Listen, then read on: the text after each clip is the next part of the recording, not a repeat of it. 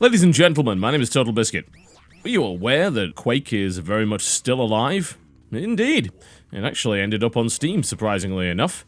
Quake Live, the web-based version of it, has been around for a number of years, and it's actually where the competitive scene ended up going after Quake 3 Arena. But we haven't really heard too much on the Quake front, have we? No, not so much at all. But now it pops up on Steam. Thing is, it comes along with a number of caveats and changes that have certainly got what's left of the Quake community in a little bit of a disagreement, a bit of a tizzy to say the least. I suppose the question is just how justified is their ire, and what are the changes that were made for the Steam edition, and were they even required in the first place? Well, we'll run over a few of them. There are some more subtle changes that really are only going to be relevant to people that know the game inside out, and I'm certainly not one of those people, as you're probably well aware. And then there are some which are obviously rather easy to understand and, frankly, fairly important. So we're just playing a little bit of the team match playlist, which involves a couple of different modes. Regular team deathmatch, a freeze tag mode, as thank you. Ooh, that looks delicious. Yes, I would love that. Thank you very much. That was very kind of you. Team Deathmatch mode, Domination, and Freeze Tag. And there are a number of different modes available, including, of course, the good old Insta-Gibs and all sorts of things like that. Where are you hiding? They've all run off. Well, let's just murder them then, shall we? Thank you very much. Quad damage is a wonderful thing after all. And they're all available to play through the main menu. And they're all, for the most part, equally enjoyable, with the exception of, I think, Clan Arena, which I don't particularly like since it's a once you're dead kind of thing. I think I enjoy Freeze Tag the most, actually. It's a fantastic game mode where if you die, you are frozen. If one of your teammates is able to get nice and close to you for a couple of seconds, they're able to revive you. Once, of course, your entire team is frozen, that is the end of the round. It's a pretty good game mode, as far as I am concerned. Thank you very much. I'll take that. However, it is not all wonderful, at least in the minds of some of the Quake community. Complaints are rife of Quake dying and the changes to the game being the end of Quake as we know it. Certainly some histrionics there, but are there any valid concerns? Well, I'm sure there are. I mean, ultimately, I'm not part of the competitive Quake community, and while I do have a Quake Live premium account, I very, very rarely play. In fact, I think the last time I used it was actually to do a little bit of casting for a smaller tournament. I believe that was the only time I ever did it, but I certainly had a lot of fun doing it, and I enjoyed the mode. And that mode, of course, was the good old-fashioned duel mode, one-on-one, the competitive format. Now, duel mode is still in the game, very much so, with the classic rule set. However, the game seems to be focused on these larger team-based modes for the public consumption. And the changes that have been made are fairly sweeping. First things first, if you hold down the jump button, you will continually jump over and over again, which will actually make you increase in speed. Now, this is a much easier way of using the strafe jumping technique from the original Quake 3 and, of course, Quake Live, which would allow you to accelerate in speed. So they made it a little bit easier to do. The second and maybe the most radical change is the addition of loadouts, which you may have seen earlier. Once I die, I will attempt to show you them again. I just prefer to hunt down and murder someone before I do that, if you don't mind. I'm sure there'll be someone lying around here that I can crush. Hello! Okay, I'll crush me. That works. You see here, you have a weapon loadout. You're able to start with a primary and secondary weapon. The heavy machine gun is a new addition, from what I can tell. And I like to go with the shotgun rocket launcher combination. That seems to work pretty well. And it will actually start you with those weapons, which is extremely unusual because Quake usually just starts you with the machine gun. And, of course, your sort of chain fist thing, I can't even remember the name of it, but the melee weapon, which will do a hell of a lot of damage and give you the humiliation move if you're able to kill someone with it. If you want any other weapons, you're going to have to run around and grab them, but the ability to start with something as powerful as a railgun and a rocket launcher seems to make some of the weapon collection process kind of pointless. They've also unified ammunition to make sure that if you pick up an ammo box, you're going to get ammo for whatever weapons it is that you currently have. These changes are controversial to some within the Quake community, no doubt about that. And this is what a lot of the public servers are currently using. Now, that is not to say that you cannot play the classic mode. Indeed, you very much can, and if you try to get into dual mode, you will find that it is using the classic modes and it doesn't use any of these crutches, one might say. And that's totally fine, because that's where the competitive scene for Quake actually is. It's in the dual mode. And of course, it is possible to create custom games with your own rule sets, although if you want to set one of those up, you're going to have to be a premium subscriber to the game, and then you can invite people in that way. You'll essentially spawn a premium server, and then some people can join it, even if they're not premium. So if you're a free player, you're kind of at the mercy of the people creating that, and you're also at the mercy of whatever server it is that they happen to have at the time. You might have also noticed that there are timers on the ground for items. This means that you will know when an item is about to respawn, so I knew that red armor was about to pop back up, so I was able to grab that. This applies to everything, including things like quad damage. A very, very nasty little beastie indeed, although extremely amusing and very desirable. Hello! Is he better than me? Probably. Am I going to try and kill him anyway? Yes! It's the wonders of red armor. I think I would have been dead by then if I didn't have that. So, the changes are pretty extreme, aren't they? And the idea, of course, is to make the game more playable and more accessible to newer players and put people on a more even playing field. Now, I suppose the question is that even required? What's the purpose of putting people on a more even playing field? Well, there are a number of things that become problematic when you're dealing with Quake. The fact of the matter is that the difference in skill level for Quake players is absolutely vast, and doing proper skill matching in team-based matches is quite difficult, especially bearing in mind you have a server browser. Oh, hello. Wow, you guys are getting wrecked. Oh, you are just, oh, it's too beautiful. It's too beautiful. Oh, damn. Nothing more satisfying. Nothing more satisfying than that. Can you feel it? I hope so. Although you don't have any arms, so you might not feel anything anymore. Who knows? The difference is vast. You get people on these servers that have very clearly played Quake for years, and they just wreck. They really, really do. Now, they would have wrecked even more if the old rule set was still in place for a lot of these games. Why? Because they're the sort of people that know the maps inside out, they know the timings, they're able to grab the red armor, the quad damage, the mega health, all of the weapons whenever they spawn, and then when anyone respawns without armor with just an MG, they just get absolutely murdered time and time and time again. Yeah, that's the potential problem that you're seeing there. You see a huge snowball. Now, with the loadout system, that doesn't really happen as much. You can start off with a solid weapon and you can get right back into the game. It's an equalizer. But is it a reasonable equalizer? And does a competitive game like Quake actually need such an equalizer? Does it need such a crutch? Does that help the game or hinder it? That's where the debate really is, isn't it? I think if I were to look at it from the standpoint of someone that doesn't like it, what I'd say is that that particular crutch causes the game to have almost artificial results. And it causes these larger team games, particularly free-for-alls, to be complete and total clusterfucks.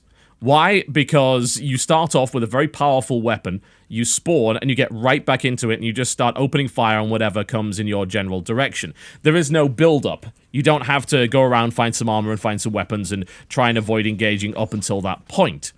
So, even if you're ahead, you can very easily just get rocketed in the back by someone that spawned behind you and actually has a solid weapon while you're attempting to recover your health and build your ammo stocks back up once again. Yep, I would say that that is a valid criticism.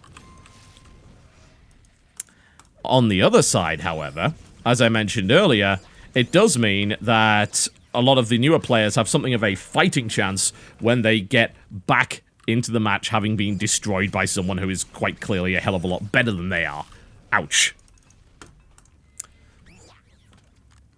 It does mean that you don't have to learn the map quite as much, although the element is still there. Finding the quad damage, finding the red armor, finding the BFG, and so on and so forth. These are all fairly important. But the ability to start off with staples, such as the railgun or the rocket launcher, does mean that the urgency of finding a weapon is much diminished. That said, you can't start with things like the lightning gun, so there are certainly weapons that you do need to try and find around the map if you want to have a full tool set. And that's what's really important in a game like Quake. Do you have the weapons at your disposal to deal with a particular situation? You don't want to use the same weapon in every single situation. Not at all. That's a bad idea. That's a goddamn fine way of losing. Speaking of... There we go. Thank you very much. We got him. Nice, nice, nice. That was a bit touch and go there for a moment. It diminishes the importance of finding those items, but it doesn't make them go away completely. And indeed, having red armor is certainly the difference between being able to kill 4 or 5 people and not being able to kill 4 or 5 people. If you catch a rocket in the back when you have red armor, that's the sort of thing you can deal with. If you catch it in the back when you don't, well, you're going to be in quite a lot of trouble. Yes, you are. Hello, sir. You have a little bit of shoddy. Well, we try. Oh, yes. Oh, yes. That's what we like to see. Good, good, good. Is it necessary?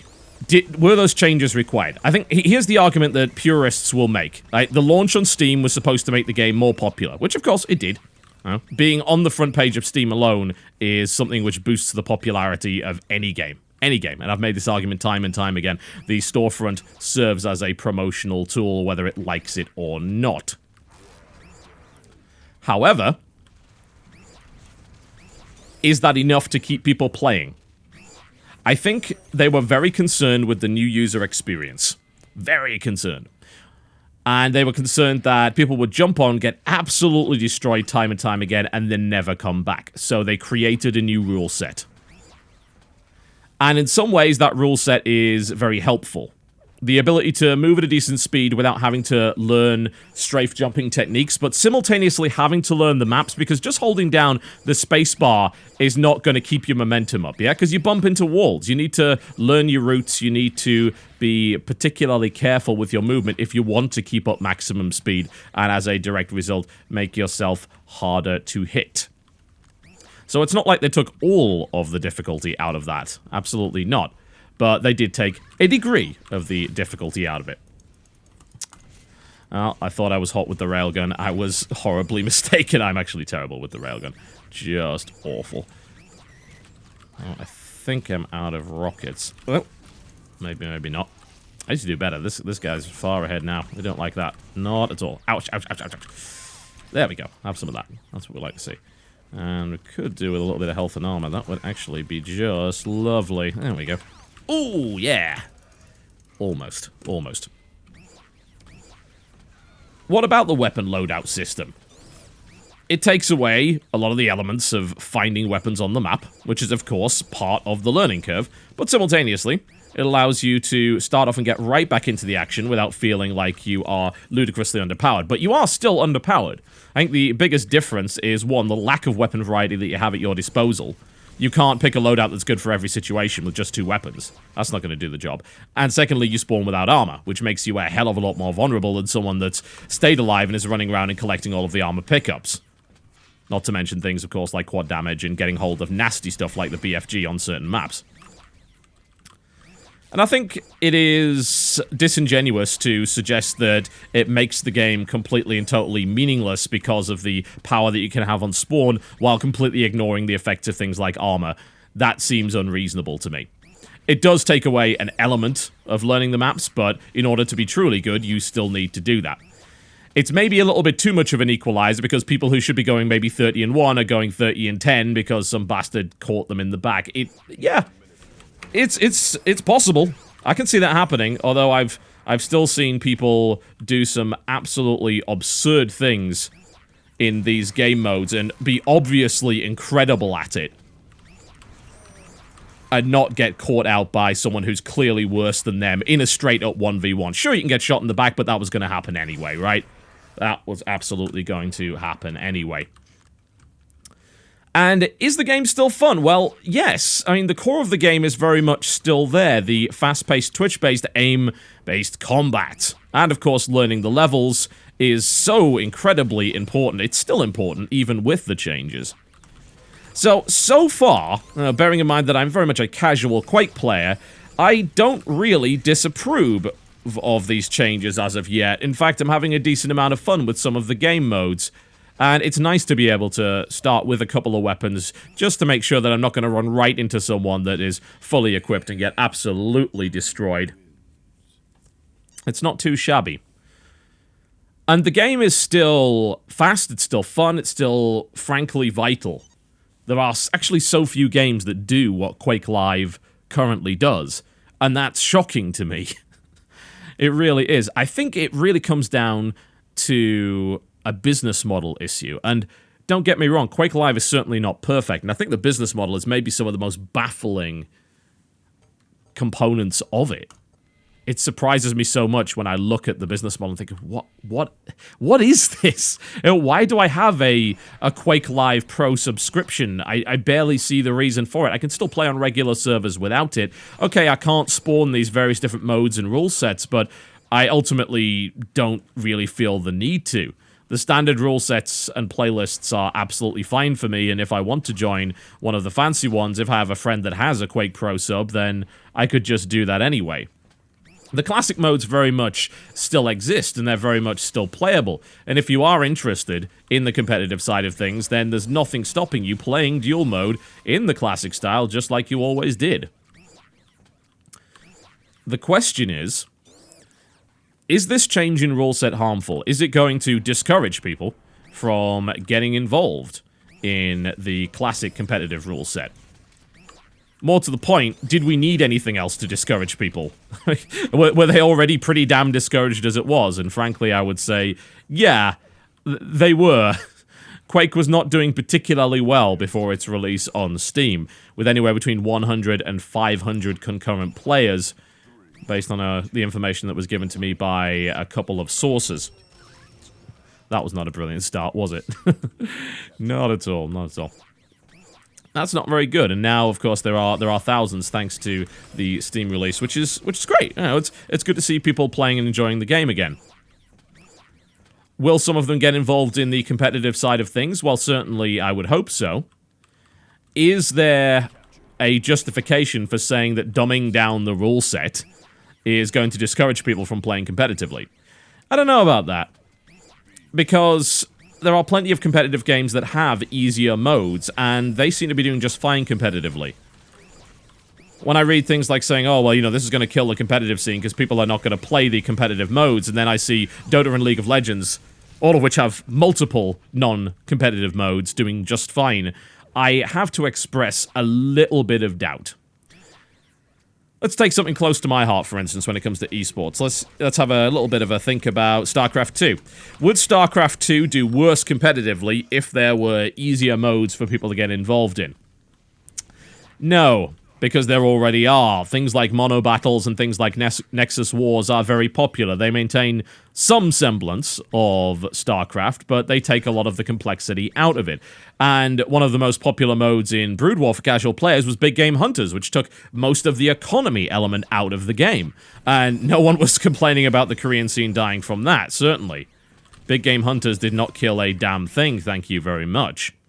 If anything, you could make the argument that these more casual modes ease people into it, and then you could see a translation either to esports participants or esports viewers. I could make that argument. Do I like watching something like, say, Smite played competitively? Yeah, sure. It's a pretty fun game to watch. But I hate the 5v5 Conquest mode that actually involves the competitive play. I play purely Siege, Arena, and then maybe a little bit of Joust from time to time. And those modes are there to allow people like me to enjoy the game on a certain level. Maybe it's got dumbed down mechanics. In the case of something like Siege, it's only 4v4, it's missing a lane, it's missing most of the jungle, you get XP a lot faster, you get cash a lot faster, and of course there are a few different mechanics to worry about, like the Siege Guardians going down the lane and so on and so forth, but I certainly have not found my ability to enjoy the competitive side of things impeded by the fact that that mode exists and it's one that a lot of people really like to play. I think maybe the complaint is that they decided to shoehorn this in as the default. Was that actually necessary? Could they have both been very easily presented alongside each other and a choice given rather than the obvious favoritism given to this particular rule set? I mean, I'm also noticing right now that I actually have regenerating health in this mode, which is certainly a little bit unusual to say the least. In other modes, I don't seem to have anything of the sort, but hey. Get over here. You could make the argument, I think. But I also believe that if you just went with the regular mode and then just dumped this game on Steam, it probably wouldn't have done the job. I'd like to tell you that it would, and that it would be the glorious revival of these Twitch-based PC-specific arena shooters, but I don't necessarily think that that's true. The changes in the game mode have certainly got me playing again, and I'm actually having a really, really good time with it. The business model for the game seems like a complete and total mess. Locking maps and content behind this paywall is splitting an already fairly small community as it is, and a lot of that stuff seems to be fairly undesirable anyway. It seems to me that if you wish to maintain a competitive FPS experience without going down the character progression route, which I'm glad that they didn't, as it would be completely unsuitable for something like Quake, then cosmetics seem to be the way to go. You need to at least attempt the Dota style of doing things, and they don't really seem to have done anything like that. It almost seems, and in fact I'm almost convinced that that's the case, that ZeniMax and Bethesda actually have no idea what they're doing when it comes to how to deliver Quake to a modern audience. Assuming there is a modern audience for Quake, and I think that there is, but let's be frank, people could have been playing Quake Live anyway. What stopped them from playing Quake Live in the first place? I mean, it was available for free via a web-based client that would run on pretty much anything. What was stopping people from playing Quake Live? Good question. Whatever the case, it seems, at least for the time being, that putting it back on Steam has rekindled people's interest in it. Myself included. What was stopping me from playing Quake Live? Couldn't tell you. It just wasn't kind of relevant to my life. Now I'm playing it a little bit more, and things seem to have mixed themselves up. There's a set of playlists which allow me to enjoy some diverse game modes. There are a couple of things to help me get back into the game that lessen the learning curve a little bit, but still maintain the core essence of Quake. And overall, I think that perhaps it's a net positive. I don't disagree with the people that say that it's dumbing the game down. That's absolutely what it's done. But it is ultimately still the skill-based shooter that it always was. It just happens that some of the rules surrounding that and some of the little eccentricities and skills that you had to acquire are perhaps less important if you play the more casual game mode. The takeaway is that Quake Live is still a hell of a lot of fun and is essentially unmatched when it comes to the arena deathmatch shooter genre. There are a number of games that are trying to rekindle the love of that genre, and I feel that there is at least a small industry backlash against the Call of Duty style of doing things, whether it be allowing the rich to get richer with killstreak nonsense, or whether it simply be the needless obsession with treadmill unlocks and, indeed, in the case of things like Destiny, loot drops. It's nice that Quake Live is still around. It's nice that Quake Live is still extremely playable. It runs fast, it controls well. No real doubt about that. It's still a very competitive game, even if they have made some changes that some people disagree with. And ultimately, the classic mode is still there if you wish to play it. And I don't really mind, personally, if I'm handled, at least to some degree, with kiddie gloves when I first jump into the game.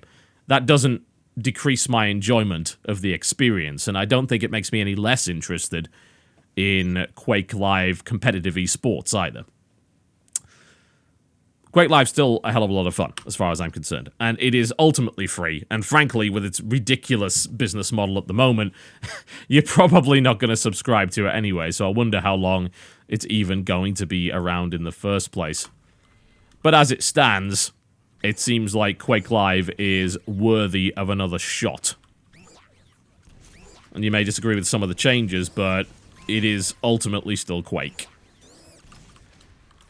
And what else is there like that? Not a huge amount. Not a huge amount. My name's been TotalBiscuit, taking a look at the Steam implementation of Quake Live. Thank you very much for watching, and I will see you next time.